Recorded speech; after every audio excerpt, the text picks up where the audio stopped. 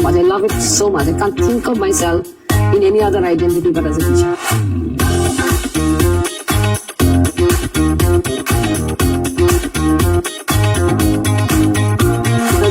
Fantastic society. We pick up our children, go for movies. So we really filled up their lives. You chose to become a teacher. So what's inspired that decision? I don't think you can really plan out life. I mean, however much you think that you have control on life, how it unfolds is unpredictable. I don't.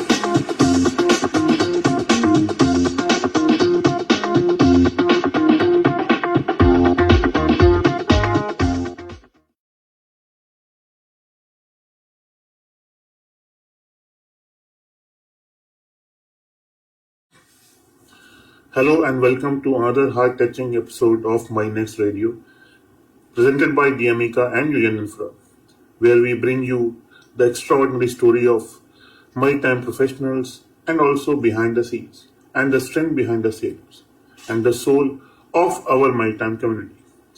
Today we are deeply honored to welcome a very special guest, Sanghamitra Ma'am, wife of DMET and Marine Engineer Vinay Gupta, DMET Class of 1987, a woman of quiet strength and immense grace. Ma'am has not only shared her life with the ocean through her husband's voyages, but has also built a meaningful career as a teacher, raised a beautiful family, and become an anchor in her own right. She is here with us today to talk about what it truly means to love a sailor, raise children, while the wind carries your partner across oceans, and build a life filled with purpose, patience, and power. Ma'am, we are truly delighted to have you with us. Welcome to MarineX Radio. Thank you, Pratik. I'm honored too. So, we have been discussing off the camera a lot of interesting things, and a lot of DMETians will be watching this podcast. Okay. And I'm very happy to say this to our audience, that yours and Vanessa's love story is a college love story. Yes. You met when he was in college. And I was in college too. Okay. So can you take us back to time that how did you met Vanessa, and if you don't mind? No, of course not. It's really the start of our journey. So it was 1986 and I was in Lady Bourbon. So we were getting ready for a test and sitting on the stairs, at, just outside the English department building.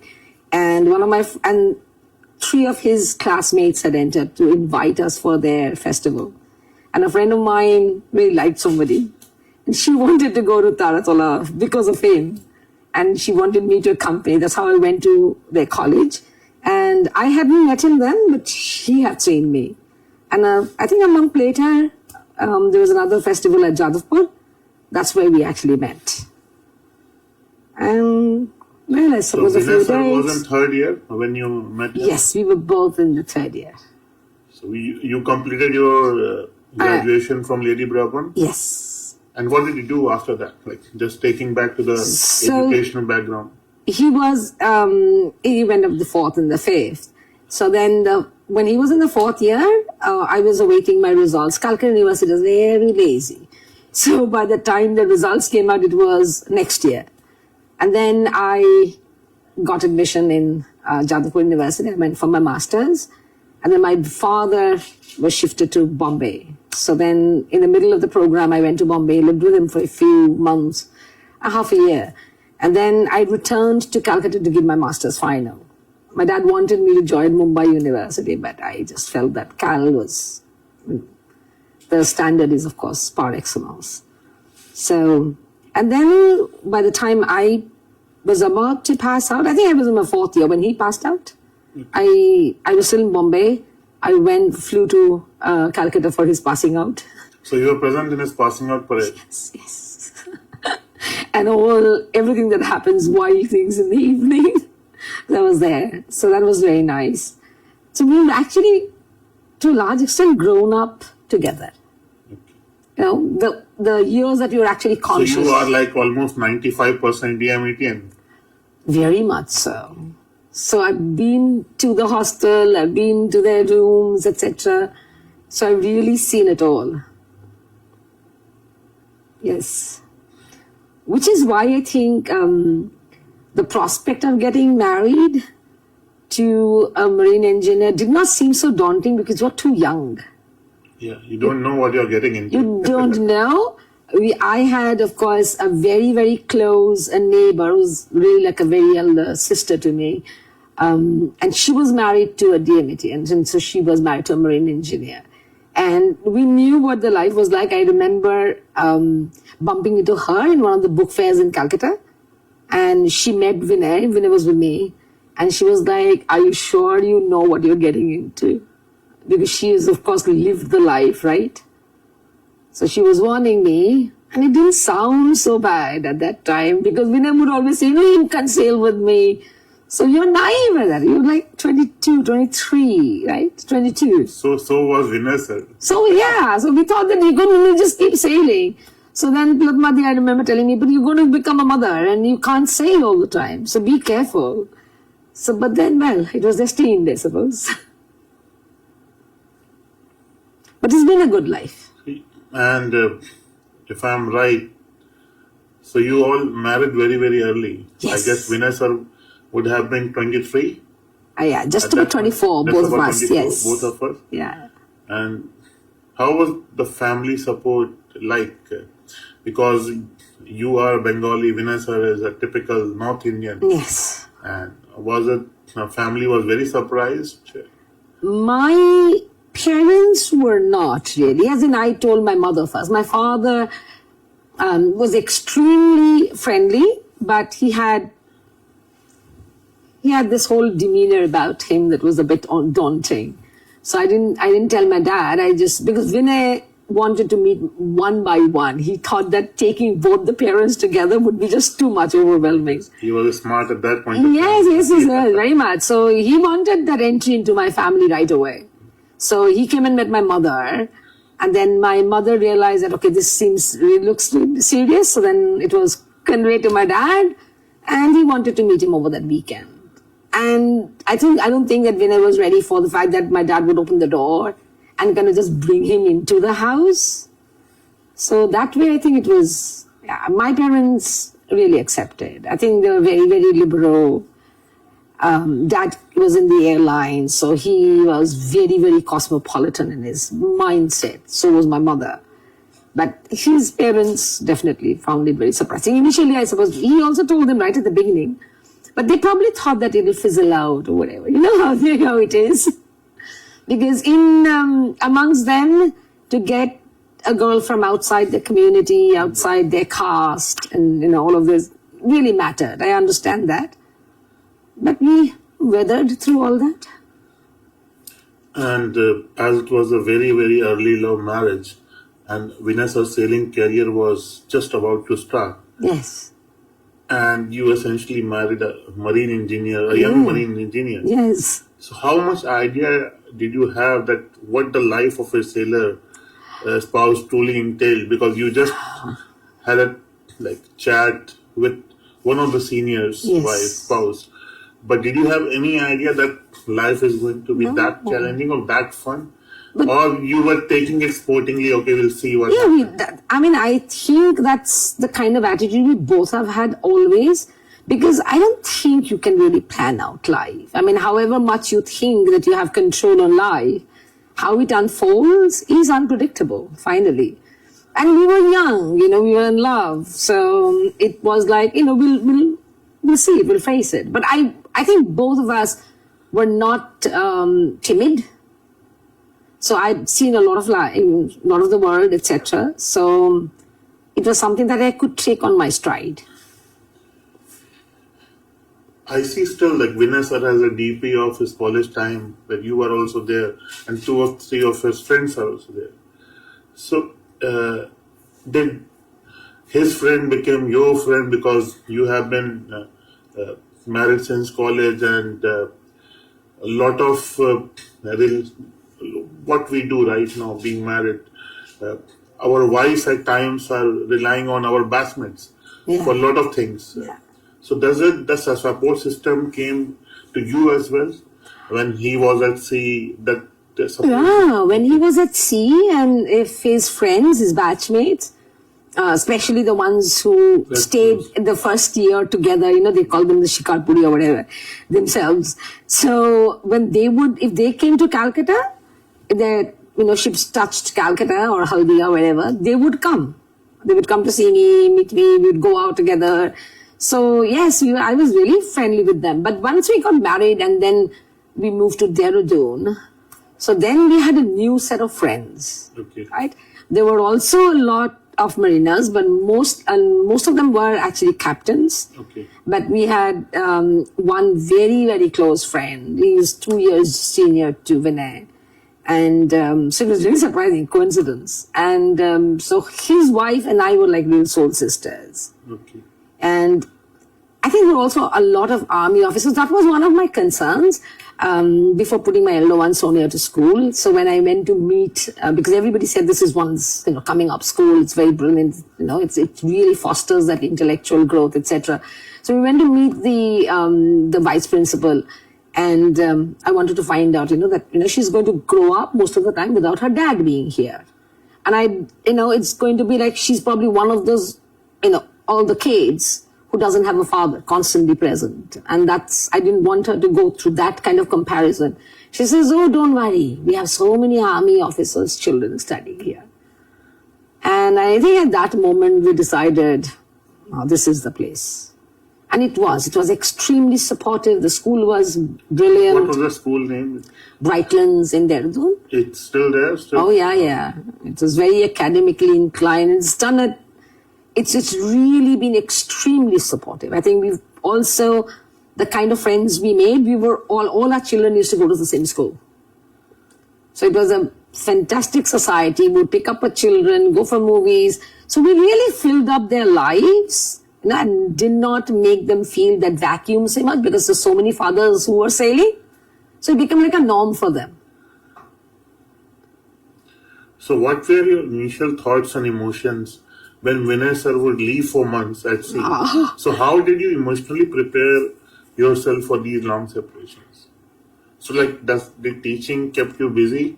I think teaching came later.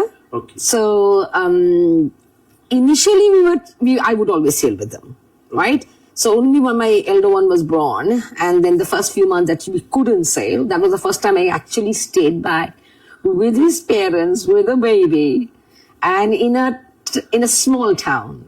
Coming from Cal, your medical support, etc., used to be so fantastic. I mean, in comparison to Dehradun. So I think that was very unnerving.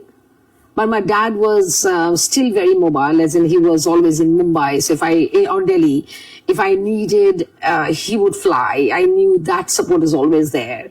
So that really helped because I didn't still have the friends because our friend circle really started when my elder one went to school. That's when we started meeting all the other wives because all our children were studying in the same school. So that really brought us together. So till then, I would say, it wasn't exactly easy, but then with a small baby to take care of, you're also very young. We don't have training as parents, right? We learn it on the job. So that kept me busy. But we had one medical issue with my elder one, and she was 2-3 months old. And it was really bad. She had loose motions, and my father was like, okay, I'm coming to Delhi. You fly to Delhi, and we'll hospitalize her in Delhi. So, that kind of support was there. So that made a difference. I think probably growing up as an airline kid with so much of traveling, etc., that we did, I think that definitely gave us the confidence. The schools we went to, Calcutta schooling was very, very good.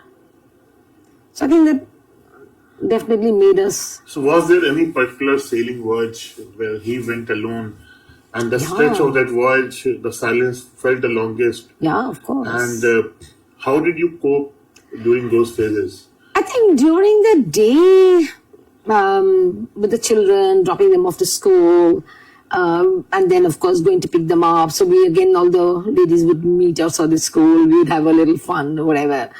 And then we would celebrate each other, but those things used to happen. But Evenings I think used to be really after 7:30, when the kids are, because I couldn't take the kids anymore. So they would be packed off to sleep. And then I had a helper since my younger one was born. So she would come and sit and she would talk to me till I went off to sleep. That those few hours used to really feel, because the house had become quiet, right? Having kids really helped. Yes, lot of course. Lot of There's so much of responsibility. So I had my own, different kind of a satellite life going on in Dehradun, right? So that had to be, his parents were there. I was taking care. We were building a house. I was busy with that. And then bringing up the children. And then finally the school kind of kept asking me to join them. And finally I did. So two things, which is very adamant in present scenario. First, people are getting married really late. Even mariners. Yes. So there is a lot of my batchmates who are not married.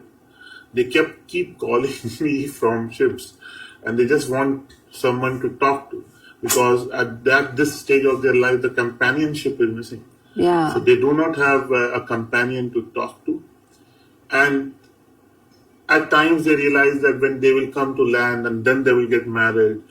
And secondly, a lot of young mariners are having kids very late in their life. And that is the reason that for this generation, we are seeing a lot of separations which are happening because the kid comes really late.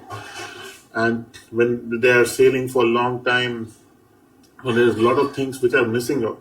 Yeah, of course. So do you advise mariners to start family really quickly or give some time? I don't think those things can be planned. It happens when it happens. But if they are planning to have late, that's of course their choice, right? And I don't think anyone, we don't know their internal dynamics to ever be able to comment, right? But I just felt from my own individual thing, I suppose a child, yes, of course, they keep you busy. But I had my friends, right? I had my friends and my family and my mother to talk to. So I think all of that emotional vacuum is definitely going to be there, right? And however number of letters you write, I don't think the physical absence can ever be compensated. I was living in a place where people always lived in with their families. So I would a lot of times, like for Karwa Chauth, etc., I'd be alone, and I have a lot of my neighbors, they're all well-meaning people, but they would always say, oh, Bhaiya's not here. So, I would hear all that, but it never allowed my psychology to get affected, because I knew it was a job. Nobody fooled me, right? I entered it with my eyes open. So I think that is another very important thing. If you have made a decision yourself, you take the responsibility for the decision, right? And when he would come, and for the children it was like Santa Claus has come. So that was very exciting. And with Vanessa often away sailing, so I guess you became the backbone of your home, his home, and yes. How did you manage these multiple responsibility of being mother, father, and I guess son in his absence? So what kept you going? You cannot answer that. No, I think which were being sent by. No. Oh, I mean, yes. Honestly speaking, it is not that it doesn't help, right? You have a certain standard, etc. You can do a lot of things, which I suppose if you're scrounging for money and then also facing all of those, then I think the burden becomes a little bit too much, right? So I suppose the financial, comfort, etc. did help, but it cannot ever take place for, the person. So I think if you are basically if you have this whole, sense of responsibility, integrity, etc., you would fill all those responsibilities. You will fulfill them. You will, and I don't know, you take the shape of a situation. And circumstances in our lives are constantly changing. So how did you keep the children connected to their father despite his physical absence? Was there any routines, letters, or stories that made them feel close to him? This question is important because at that time the internet Yes, was of just course. coming up Yeah. and the telephone calls were very, very expensive. And he just, I guess, mentioned of the camera that at that time it was like $21 a minute. So We didn't think it was available for us. yeah, So I think that was the norm. You understand? You're comparing from 2025 to say 1990s. It was not there. It was not expected. So since the expectation was not there, disappointment was also not there, right? So that's one thing. And I think when we would go, we'd all go to Delhi to drop him, etc., see him off, go there when he's coming back. So I think it all somehow fell into place. And when he would not be there, the children would always be remembering Dad because Dad was always for them good time. Mom is the strict parent. Do you understand? so he would always call them. Oh, absolutely. So he would stand behind my elder one and make eyes at me. No, not to be. I was a very strict mother, I think. I guess all mothers are. All Yeah. DMETians mother are. I guess. Yeah, could be. But I think I was a lot less stuck. I mean, lot less stuck up. When my younger one was born, she kind of literally grew up by herself. But for my elder one, I definitely put in a lot of effort, etc. Because I felt like in Dehradun, the school that they went to, we went to convents, right? I went to a convent, so there was a lot of moral lessons, etc. They really drilled it in, and even today, there can be no compromise. I feel sometimes the rigidity. Even my children also say that, Mom, you can't have such a moral standard. But that's me, and I felt that the school did not do it. So I think I would every night say something to my elder one so that they get and they did, at the end of the day, they did imbibe those kind of values.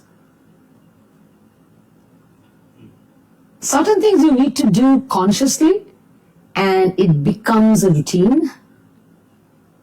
And I guess that's Navy, aviation kind of discipline that has been imbibed by your dad. Yes, so that was a very disciplined human being. He was like well almost played Hitler-esque. a significant role in that. Yes. Vinay is still very non-interfering.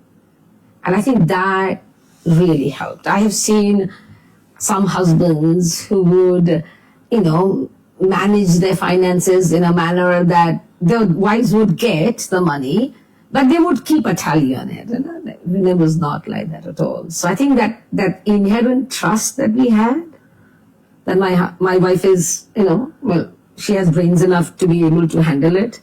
So I think that mattered a lot. I was always very, very appreciative of the fact that he did not put that kind of pressure on me.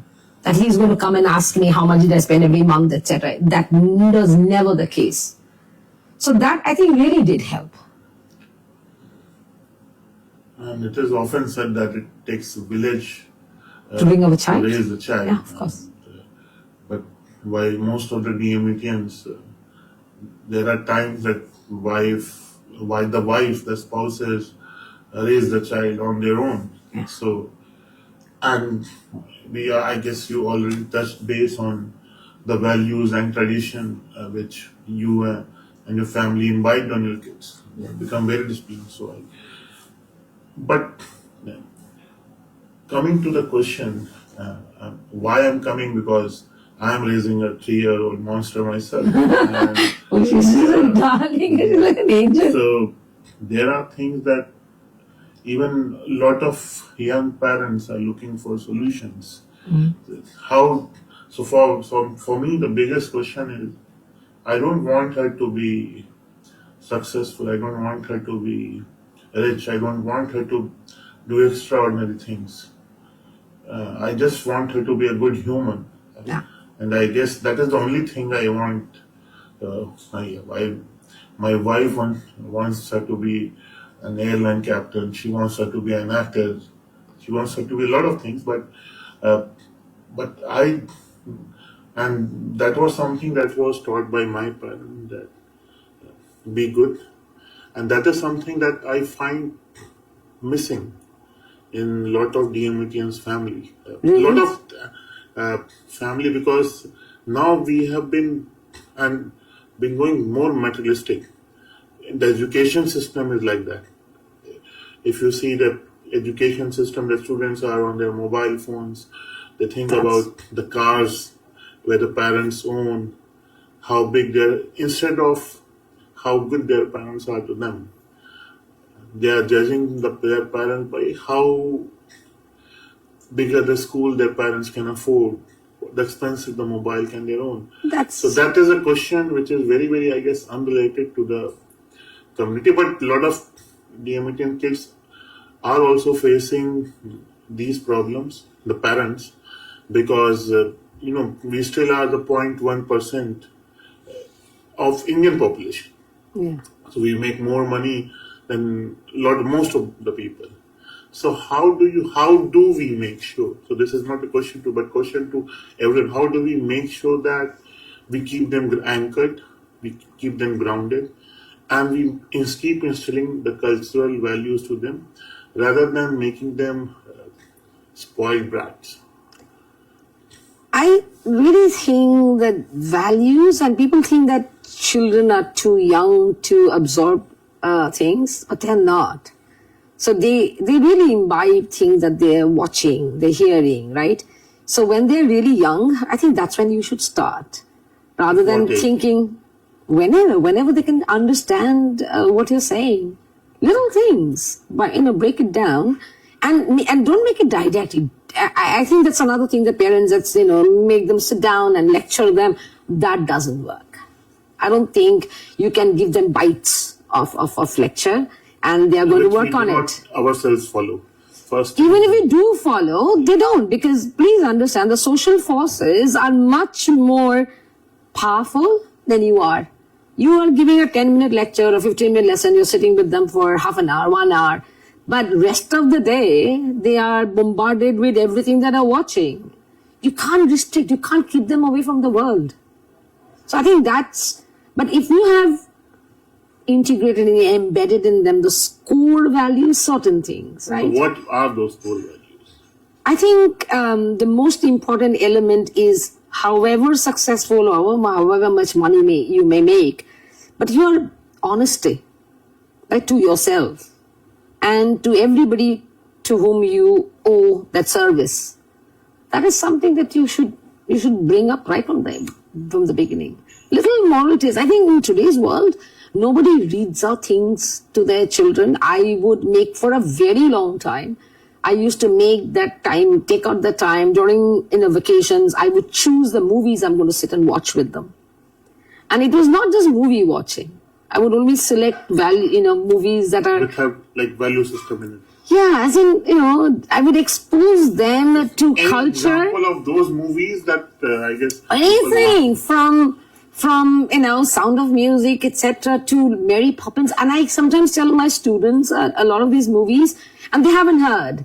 I would decide at what point of time am I going to expose them to something like, say, Schindler's List.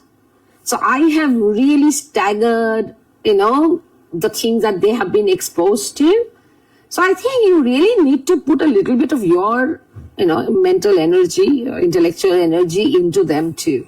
You can't just raise them as, You cannot rely on schools or the education system. No, I don't think school it's 7 hours, 8 hours. They've already spent 3 years, right, or 5 years before the actually rigorous teaching starts in school. They're spending with you, the family. So they knew, like my mother-in-law, after my father-in-law passed away, my mother-in-law used to live on the ground floor, and our bedrooms are on the first floor because she wouldn't climb the stairs, etc. So my children knew that when we are with the daddy, the culture is different, right? They would speak in Hindi with her. They would watch certain serials with her. When they came up, they were very different. They would discuss books or whatever, other things. So I think that oscillating between the two worlds kind of also can give them that little bit of balance. And being a teacher also gives you a perspective of what's going on with the current generation. Absolutely. So I call them the Insta Reel generation. It is. So is it, so what we can, I guess I already got the answer that if we cannot stop them with that kind of social forces, we should try to imbibe them with good value system. Yes. With different things, maybe talking to them, Yeah. watching movie together with them. And like, it impacts children at different ages. So even my younger one, who's always wanted to be in every field, okay? She wanted one finger in every pie she could, okay? So she would sometimes feel like, she wants to get into social media, they're making this kind of money, etc., etc. And I was like, you only see the finished product. You don't see the work that goes behind it. It's not all fun. There's a lot of amount of effort and planning and everything. Their entire lives are kind of really, I don't know, I feel like they are influenced by everything, right? Because what they finally portray, that is something that they have curated. What's gone behind it, nobody gets to see. Which is essentially about geniuses and then good students. You know how people say, he doesn't study. We don't know the inside picture. And that's something we've heard so many times. Ma'am, we can't put so many hours in studying. I said, you know what? I know students who have written job applications to certain universities or consultancy firms 63 times, 70 times. Does anyone get to see that? They just see the entry into Harvard, or entry into this college or this company. They don't see what goes behind it.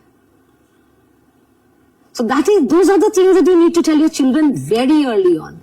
What you're seeing is what you're made to see. So just a little bit of parents kind of... Just be a little logical about... that is the baseline. You cannot, I think, bring them up if you yourself are not being reasonable. You can't just impose things on them. You've got to reason out. And they're very logical. Children are really, really very logical. I guess all the children are capable of doing extraordinary stuff, but most of the times we as a parent and as a community fail to empower them. And that is something that even Ken Robinson, one of my mentors, believed in that. Of course. That every children are supposed to do extraordinary but stuff. why do we expect extraordinary from everybody? That's not... You understand there's something wrong with us, isn't it? And I remember when, we shifted to Singapore when my elder one had given her ICSE and she was getting into IB in Singapore. And she wanted to do history, right, and English, etc. So when we went for admission to GIS, so I remember the IB coordinator was really surprised because she was the only student in the entire batch who had taken history at higher level. And he told me, ma'am, I cannot think of an Indian parent not forcing their children into science. I said, why would I? Why would I? So you have to, respect their choices, their inclinations, those things you need to. So you have to come to terms with certain things. You can't have extravagant and your unlived dreams. That's one of the things that I find parents doing. They want to live vicariously through their children. There are certain opportunities they haven't received. And so they want to kind of, shower the children with that. Just because you're giving them children, you cannot expect the returns. So you chose to become a teacher. So what's inspired that decision? And how did your career shape your life during those years when you were actively teaching? I did not ever see myself as a teacher. But the school that the children went to, so the vice principal, I said that we first spoke to her and we were so, enamored and won over by her, that she kept on, of course, asking me to join. And then the batchmate I was talking about, whose wife is a very, very close friend of mine, she decided to join. And then I remember Mrs. Dogra telling me, you know what, now your best friend is also joining. What are you going to do? So she said, now you might as well sign up. So that's how I joined. And it's one of the most profound, I think, life teachings for me is that till you are in a place, in a job, you just don't know what your skills are or what you really want to do. You can't decide. We sometimes think that we know this is what I want to do in life. But sometimes you're taken up by surprise. I loved teaching so much. I love it so much. I can't think of myself in any other identity but as a teacher. So how did your experience as an educator influence your parenting? Did it help you navigate challenges with more empathy and patience, or was it the other way around? Because most of the... I think I probably became a lot more, definitely a lot more, accommodating and understanding about, because you see a variety of children, right? So many different kinds at different stages of their lives, different kind of conflicts, etc. So I think you have a much better understanding of children, their psychology, etc. That probably definitely made me more broad-minded. I might have, like I said, right, I was much stricter with my elder one, because that is it. My mother would sometimes say, when her results would come out, she said, "Oh, shall I send a garland for you?" She really felt that I was doing it for her. Like I was teaching her, I was taking, So I think I let go when I realized that they will find their own paths. You're definitely going to be there. You have to guide them. You can't leave them on their own. But there cannot be too much micromanagement. No. They don't like it. They'll start hating you. And honestly speaking, by the time they are teenagers, I've had so many parents tell me that how difficult their relationships have become with their children. They ask me to communicate with the kids because they can't communicate. And children feel that they can tell me because you can tell me anything, you can't rock the boat. Yeah. Right? So, yeah. It's very tough. Parenting is a very tough job. It's a 24-hour and then lifelong. So how would you describe the emotional partnership between you and Vanessa? So what makes both the teamwork? The teamwork. What makes the boat going? Just keep sailing. And the question why I'm asking is because we want to make sure the young sailors who are married listening to this might learn something from this. I said... expectation management is something I would really like to know. So how did... I don't think we lay any kind of, our own expectations and ambitions on the other. We really... Because like I'm telling you, it's from third year, right? So you've really known each other for a very, very long time. You know them inside out, right? So... Did you guys fight? Do you guys fight or no? Of course we do. Because there's always something, right? I am more active and, and he's a little bit of a laid back attitude. So I feel like I take on a lot. So then we do, yes, of course. But you can't have a 50-50 balance. We all know. Yeah. If you're expecting a 50-50 or 60-40, it's being very, I think, unreasonable. It's an unreasonable expectation. But Vinay is very, very calm. And so when there is any kind of crisis, I can become jelly, but he's going to be very firm. So he was telling me the other day about my daughters, So I was in the cabin and I just, pureed some food for her. And I went to the toilet just to wash the blender. And meanwhile, she was trying to climb up something and then fell. And then I literally opened the door and there was this electrical officer and somebody else standing outside. I gave her to them. She was 7 months old. She was bleeding. I didn't know whether she was bleeding from her eyes or what. I couldn't take it. So, for that few hours, I might just... At that moment, he is very good. So did you guys fight about it? No. That it was his fault? No, I don't think we've ever been, Okay. I think we're both mature enough to handle certain things. Even at that point of time? I was a born Buddha. Okay. So what role did trust play in your marriage? And how did trust like I just said, over the time? So it's not just about, about, I don't know what connotation of trust you're looking at, but the fact that, like I said, he wouldn't meddle in the way I ran affairs or the way I was building the house or certain choices I was making or the way I was raising the kids. He wouldn't question. So you were taking decisions independently? Had to, isn't it? So that trust, I'm sure he had, that she is going to be able to manage. And I knew that he trusted me, right? And yes, I guess that makes a lot of things very, very easy to navigate as well. Yes. If you both are trusting each other. Yeah. Plus the ones shouldering all the nitty-gritties of life, they need to be trusted more. So what advice would you give to the wives of today's selling professionals, many of whom are navigating similar challenges, but in this digital age? Yeah, so their communication is very good. So I think it's great for them, right? So they are always, but I don't think and I'm not saying that this is what they do. I don't know. Honestly, I haven't experienced it. But do not load the sailors with your problems all the time. Because, you can't take them off their job, right? Because when they're there, they're there. So you can share the problems. You can just add to the burden. He can't physically do anything. So keep it away. Yeah. So I would also, Tap is leaking. Yeah, no. Yeah. That's ridiculous, isn't it?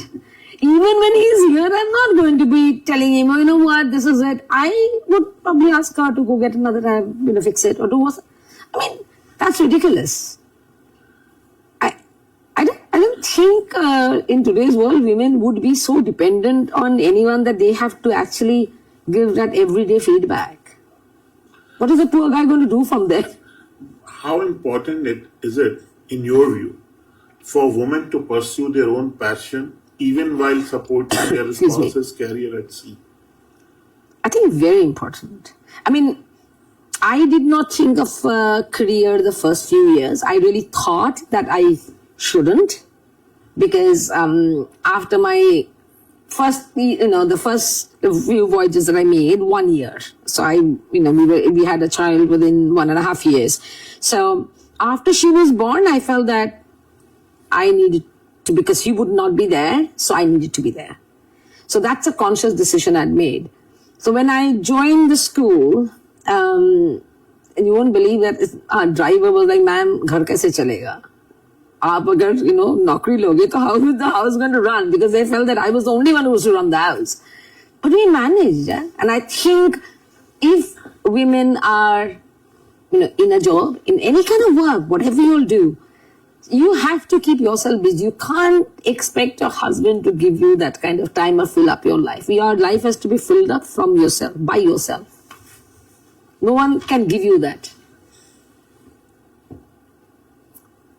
So what would be your message to the couples who are building their relationship across ports, time zones and time apart? Just hashtag long distance relationship.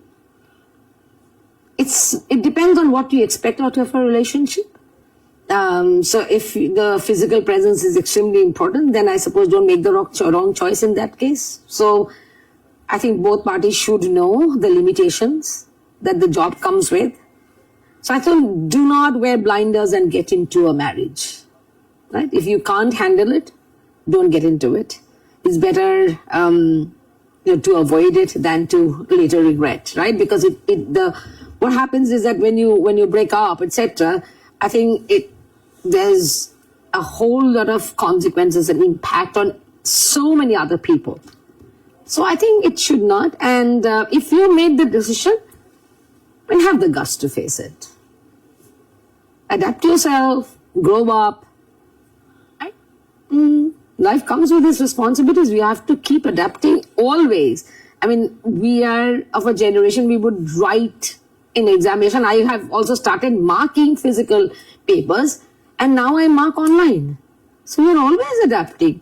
So in a personal relationship, how you expect that you want? When your children are growing up, there's certain things that you could tell them at one point of time, right? But now I have to also respect her for the work that they do, the time that they need for their own lives. So I think there should be always boundaries to your expectations, etc. And respect each other for what they are doing. Like if I'm taking class and I take class over the weekend, I do understand sometimes he does feel, there are a lot of things that we can't do because I'm taking class. But he has never ever asked me to stop working over the weekend, etc. He's never let the pressure on me. And I think that pressure of expectation is what tear people apart. So if your children were to tell you a story one day, Yeah. so what do you hope they would say about you as a woman, mother and wife?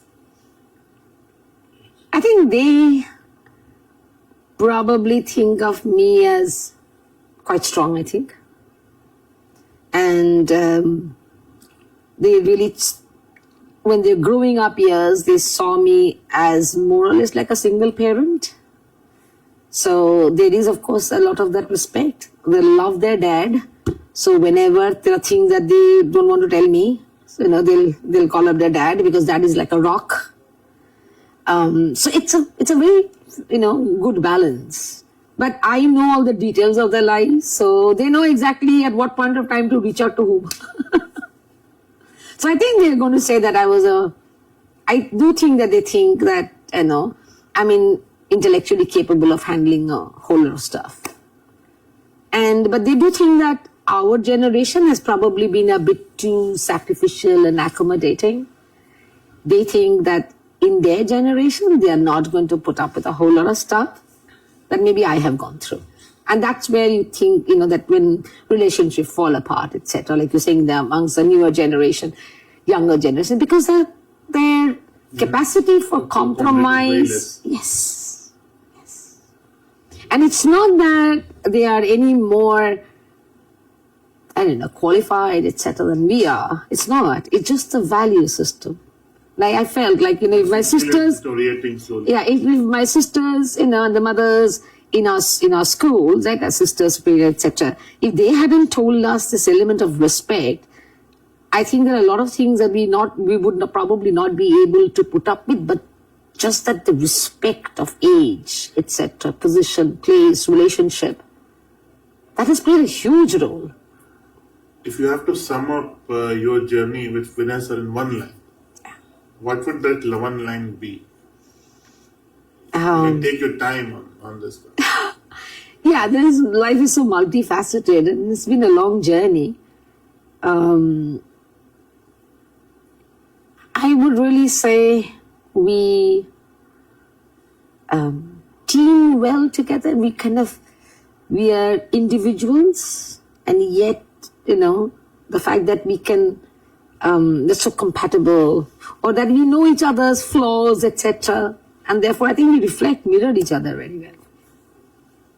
We are very absolutely antithetical. It's North Pole and South Pole. As people. It will be, I guess, a mirror image. Yeah, but then in nature and complement each other. Yeah, we kind of do know each other inside out, That may be one of the reasons of such a lovely relationship over the years. Yeah. Because if there are two North Poles in family, I think it'll be too monotonous and do the thing. So I think he's technical, I'm more literary. So I think everything together, it's a good mix. So we have, Diwali as much as we have a Durga Puja. So my daughters, of course, think of themselves as Bengalis. Okay. Because they're both born in Calcutta. So for them, they are like Bengalis. They like that identity more than a North Indian. But you do write Gupta as a surname. Yes, of course. It's just that... you also do the same. Yeah, of course. Because nowadays, there's I know. tendency to... And there's no problem in it. Yeah, it's not a problem. It's just a bit confusing for the children sometimes. It could be. The mother using one title, the children, they usually again use their fathers. But I've seen a lot of women whose children use their surname as well as the father's. Yeah. One example can be me only. Really? Yeah. I don't think identity, if you can maintain on your own, I don't think names, etc. really are, they're just symbols, And final question.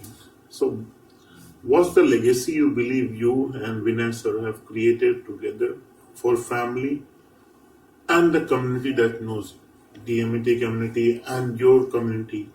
So, what is the legacy that you think that you have created? Vinay, of course, has contributed, like he's really physically involved a lot, etc. But I don't think legacy.